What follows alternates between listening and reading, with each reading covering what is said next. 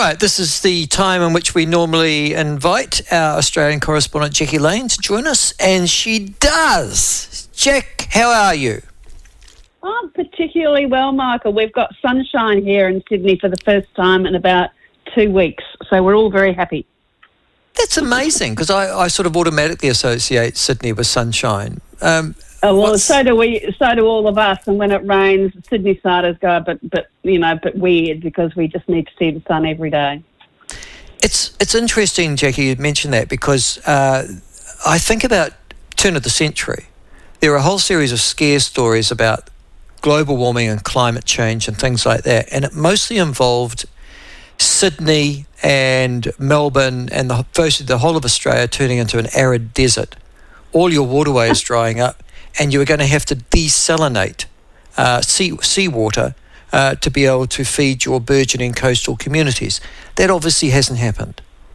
No, but it's really interesting you raise that, because Sydney particularly, well, not particularly, the New South Wales government built a very expensive desalination plant at that time for, I don't know, tens of millions of dollars. And we've never turned it on, but we have to pay the operator to keep it going, and in case we need it. And now we have a situation where last week our big dam, Warringamba Dam, was about to overflow and create massive flooding problems. So Sydney-siders are still on the tick for a desalination plant that has never been turned on. Yeah, and the other thing that was meant to dry up, I think, was the Murray River or something like that as well, that sort of flows down, comes out sort of Adelaide stuff. Yeah, kind of different issue there. The Murray-Darling River. Murray-Darling, that's one. Is a big river. But of course, and it flows sort of for thousands of miles through one state, through Queensland, New South Wales, down to Adelaide, South Australia. And of course, farmers and irrigators all take their chunk of water out of it. And of course, by the time it gets further down, there's not enough flow. So that is an ongoing, particularly big issue, because of, the states can't agree on anything, let alone whose water it is. Meanwhile, the river is in deep decline, with all sorts of consequences, and the states continue to fight, and private companies buy up water licences, and it's a complete schmozzle, really. Okay, all right. But you don't have that problem on your east coast. You've got water flowing. Yeah. And in fact, really... That's good, isn't it? I would have thought that you don't need a desalination plant. We don't need a desalination plant, but we're still paying for it. And in fact, as you would have seen, we've got the opposite problem on the East Coast, is that we have all these major floods all the time. Yeah. That wipe out townships and stuff, because state governments, yet again, haven't really invested enough money in water catchment management, and the councils want more development, so they, allow building and housing without the proper water catchment management, and communities get flooded out on a regular basis. And if they're not flooding, they're under fire. You're making Australia sound so appealing, Jackie. But can I just say, it is appealing, because this year, this week, just been announced to the year ended March the 31st. So what's that? About 6 weeks ago. A record 78,000 New Zealanders left New Zealand, many with no intention of returning. And Australia would appear to be one of the preferred destinations for those.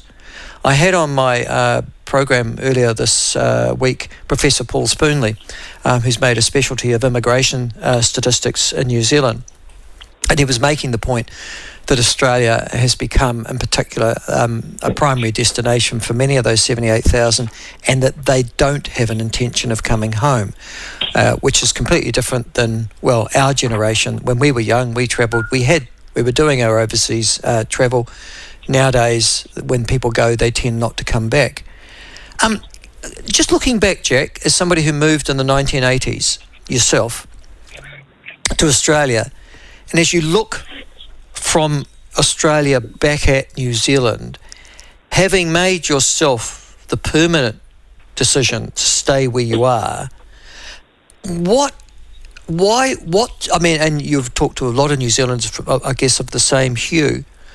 What is your perspective of New Zealand in 2024 that would stop you from coming back to New Zealand from Australia? Well, for me, so I think the main perspective for me is that the opportunities aren't there for me to grow my business. It's a small market. There's a much bigger market here, so there's more opportunity. Given that I run my own business, I don't think I actually could have developed and grown any of my business. I've had 3 businesses. I don't think I could have grown any of them in New Zealand the way I have here. So for me, as a small business owner, it was the opportunity because it's just a bigger market. And all my family is still in New Zealand, and I'm the only one who's not in New Zealand. But that said, interestingly, Michael, I've known many New Zealanders who've come here, and a number of them went back to New Zealand, I'd say about 10 years ago, because the cost of living, particularly in Sydney and Melbourne, was getting too high. And at the time, they were a bit older, but not old. They decided that it was time for them to go back. So I've got a kind of a cohort of maybe half a dozen people, New Zealand friends of mine, who have returned. They've had 15 years here, 20 years, and gone back. Right. Because I guess they're getting closer to retiring or closer to that part of their life, although they're not retired. But I think the quality of life at a certain stage of life in New Zealand, I think, is appealing. But if you're a younger person looking to develop a career, or in my case, develop and grow businesses, New Zealand is just a small market. And quite frankly, now with the way my business operates, I operate around the world, so I don't need to be in New Zealand to grow my business in New Zealand now. Which sort of leads me to the next point, which is that this week I think the Australian government, federal government, had its budget. Is that right? The budget was this week? Correct. Yes, it was. So what was in the budget that would make me even more, if I had a Kiwi alighted in Australia over the last 4 or 5 years, stay?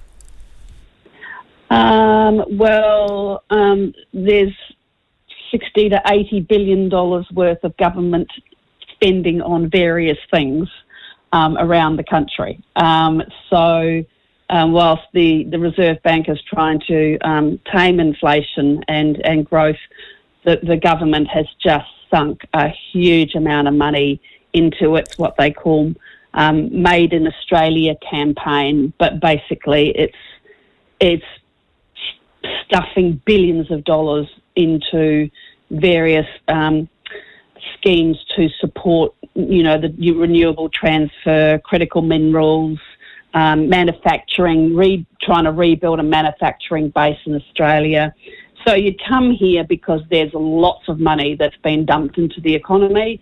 There is an absolute skill shortage of sparkies, builders, labourers, IT people, doctors, nurses, and state governments and the federal government are offering $20,000, $30,000 one-off payments to get people from wherever to come here, and New Zealand is a logical place to go and source those skill sets. So, okay, they've done that, and we just talked with Professor Spoonley about the number of attractants that various state and federal governments are offering, everything from policemen to nurses to teachers at the moment to head off over there. Is the cost, and I'm assuming now, you just talked about the cost of living of 8-10 years ago.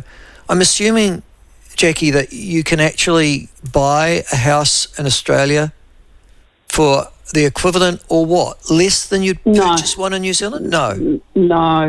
So the sort of the opposite side of that, major cities, Sydney particularly, house prices are outrageous. living in Sydney is very expensive. Melbourne less so, Brisbane less so, but still compared to New Zealand, it's expensive. You can't. Yeah, I mean, there is no. I mean, basically, because of the short supply of housing, and it's a huge issue here. Younger people can't get into an apartment or a house. I mean, you need to.